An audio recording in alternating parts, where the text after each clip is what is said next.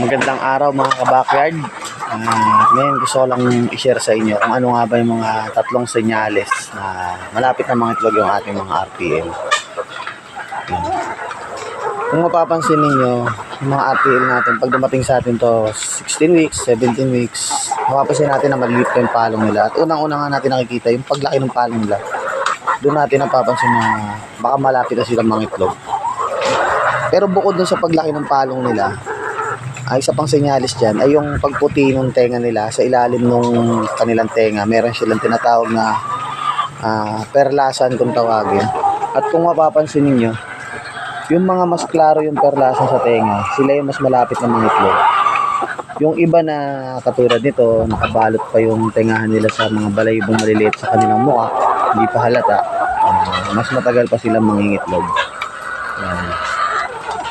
At ang isa pa, ang huling sinyales para malaman natin kung malapit na nga ba talaga mga itlog ng ating mga alagang RPL ay ito.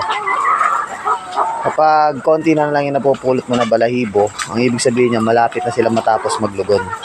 At kapag natapos sila maglugon, nakapagpatigas sila ng balahibo, ay mangingitlog na sila agad.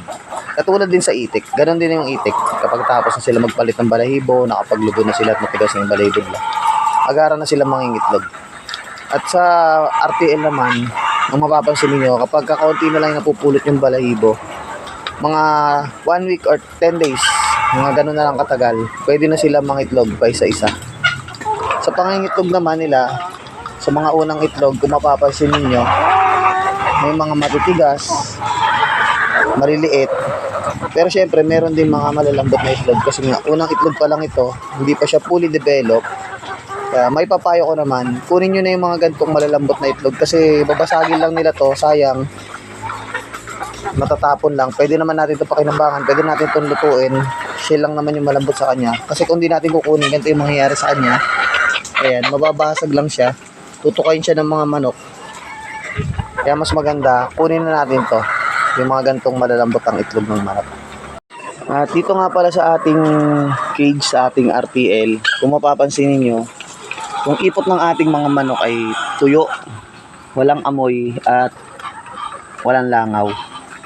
Sa susunod na video ko, isi-share ko sa inyo kung paano ko nga ba nadidiskartehan to, yung gantong klase ng ipot ng manok, para hindi tayo napeperwisyo ng langaw, hindi tayo narereklamo ng kapitbahay tungkol sa amoy.